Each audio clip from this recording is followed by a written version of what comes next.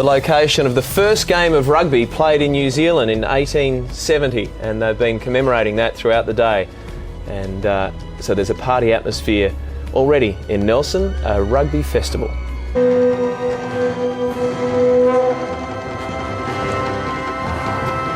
I think South Africa were impressive last start as well. Whether they can continue that through a potential quarter-final match-up with the Australians now. A few South Africans around not too happy about that. So I think also the New Zealanders out there on Saturday night cheering for the Irish, and then when the Irish won the game they realised that potentially, if all goes to plan, the Wallabies may play the All Blacks in the semi-final. There's a lot of rugby to go so far, Cano. Yeah, 1-8 is a forward pack full of experience that Nick Mallett, the Italian coach, has selected for this game to give the back line some wonderful set-piece ball from line out and scrum. You look out for Andre Massey, the fullback. Brilliant player, good counter-attacking player. Left wing, Luke McLean as well. As I mentioned, the number 10, Konstantin Rachkov. Very experienced fly half, 32 years old. Over 170-odd points in Test rugby. Number 6, Garashev. He's 38 years of age, a spring chicken, but led the charge in terms of the tackle count against the USA.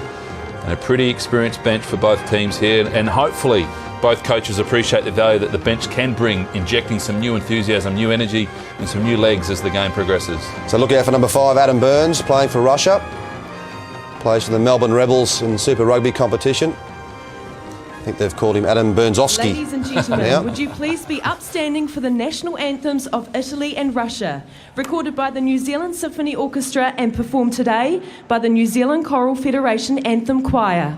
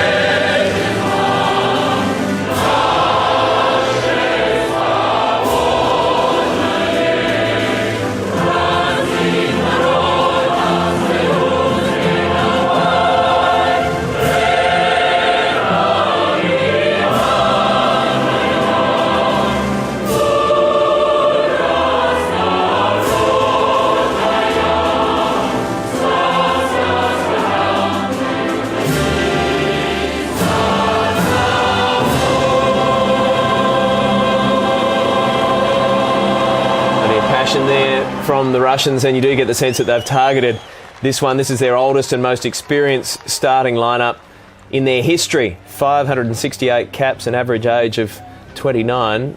they think that they can give Italy a shake here.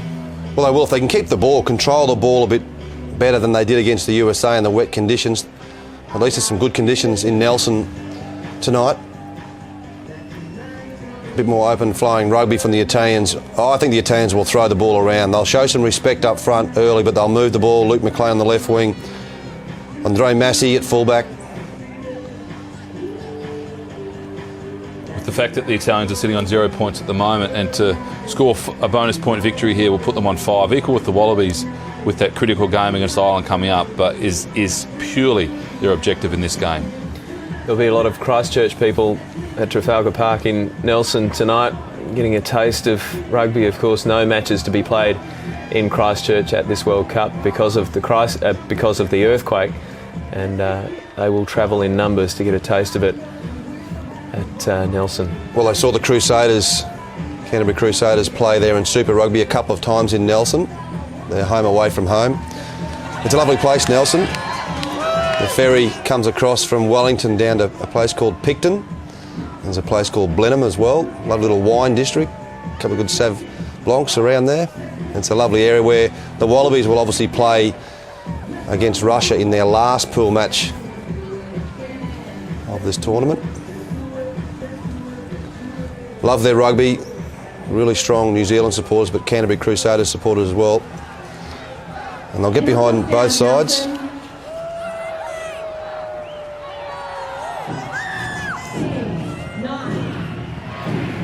So you can see there the countdown on the big screen in the background. The referee for this match is England's Wayne Barnes, and your commentators Matthew Cooper, Justin Marshall and Gordon Bright. And it's a deep kick-off from the Russians. And Bocchino allowing that one to go dead, so we come back to the 22. No, I think we'll come back to the scrum. All the way back to halfway. Absolutely. Bocchino, he did the right thing because the ball flight was very low. The trajectory, it could sit up on the surface, however, he opted to let it go because it was going over his head. It would have been a difficult catch anyway. It's rolled into the in goal under the new laws. That is either an option for 22 or a scrum. Most teams take the scrum, as Italy have done. Crouch, touch, pause, engage. Cittadini on this side against Botvinnikov, and a big points decision there to the Italian scrum. Marching them about 7 metres, Parise. So this is a perfect start for the Italians. Good set piece. Mistake by the Russians from the kickoff, but they got an early turnover. Perugini coming in there, number 1 for Italy. This is Botvinnikov on the 10-metre line in Russian territory. Set off your feet. Please arrive up. Korshunov, the captain, has been penalised. You must stay on your feet at that tackle collision area.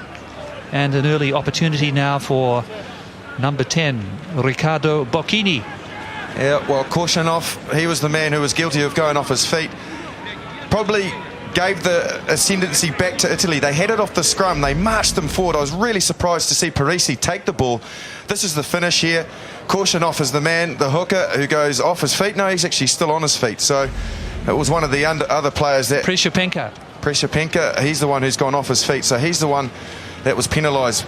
But they would have had a penalty basically in this area, I think, because their scrum was marching forward at a rate of knots. Pretty frightening for the Russians if it's going to be like that all day. 23-year-old from Cavalieri Prato near Florence, Riccardo Bocchino. No problem with the distance, but just out to the left. He tended to rush that kick, I felt, a bit, Bocchino. He just needed to take his time. Young player, 23. Nice to get those early points over. The wind's not a factor tonight. Rachkov then, the fly half for Russia. Goes deep over halfway, McLean. Linking up with Massey. He loves to run from the back. Just short of the halfway line here. This is Italians going wide. Benvenuti just putting a foot on the touchline. Line is yours, Blue. Line is yours.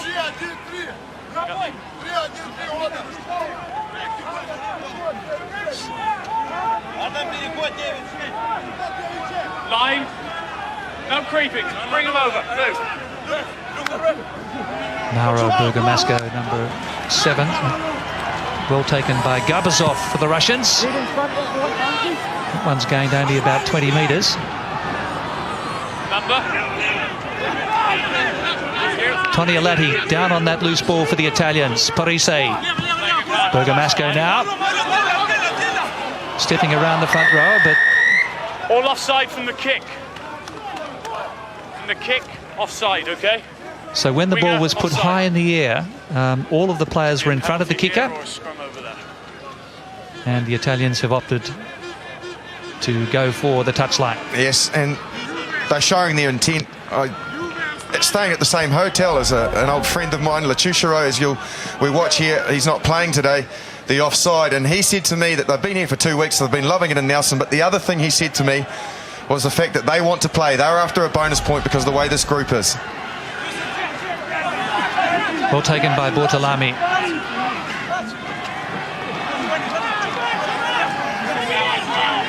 Good low counter drive there from the Russians. Parise, though, in control. Taken by Grachev.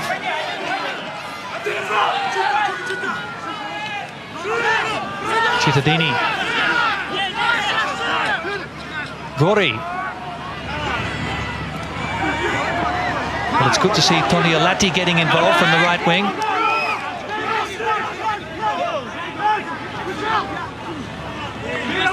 That's Gori again, the scrum half. Bergamasco in here. Not releasing. Please release. 9, must release, okay? Not straight on the ball. Shakirov, the scrum half for Russia, the man penalised. And the Italians showing their intent here. They want a bonus point. They want 4 tries. Here's Shakirov. He goes in. He hasn't allowed the player to release the ball and play it. He was on his opposite, though. You always like to get one over them. Gori started very well. He wanted to get one back, but the indiscretion against Russia. That's Ongaro, the hooker for Italy. Still no score in the game. Gori. Derbyshire to Pratichetti now. Big, tall inside centre. Very powerful. Good line here for the Italians, looking for their first try. Parise gets it! The skipper. And Italy's first try of Rugby World Cup 2011. Lovely angle from Parise. He finished it off, but it was a well-constructed team try. Italy took the opportunity to kick for touch rather than secure 3 points. They've been rewarded, and their attitude for tonight is very evident in the first few minutes of this match. It was a lovely little behind ball here. You can see the dummy runner came in, created a 3-on-2. Parise just held the ball, and over he goes. Great start, Italy. Yeah, 2 Russian defenders coming in on the player. It was the behind ball, as Justin Marshall mentioned. And Sergio Parise, the skipper, over for number 1. They want 4 tries, all right, Gordon, and that's a good start to the Italians.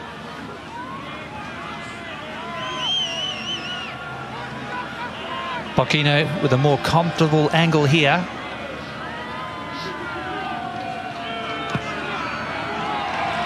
A sure strike.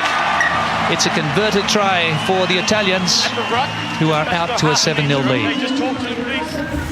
Well, Russia are going to have to be better disciplined. Wayne Barnes there, he's just trying to let them know that they need to be better at the breakdowns. They've already conceded 3 penalties in just 7 minutes of rugby. I know they want to try and keep Italians in check at breakdowns, but they've got to do that in the right manner.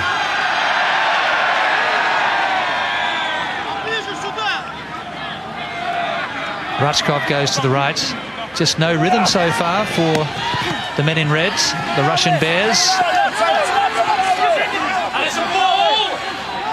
Now this is a maul once it goes to ground. Chance of a turnover here for the Russians. They're doing what the Irish did to Australia. Ball's immediately available. Because the ball came out quickly. The referee let it go, but Lots of bodies. that's a turnover for the Italians, so good play. It was superb Ball work. needs to be immediately Gabazov available. was the man who went in, the number 7. and his upper body strength, just to hold the Italian player up there. He eventually got into position when it went to ground. He was able to shield the ball and block it, and they've got a good result from that rush. They need to capitalise on this field position. Pull. Early, blue 1. Well, let off there for the Russians as the Italians engaged too early. And a good charge by Gress.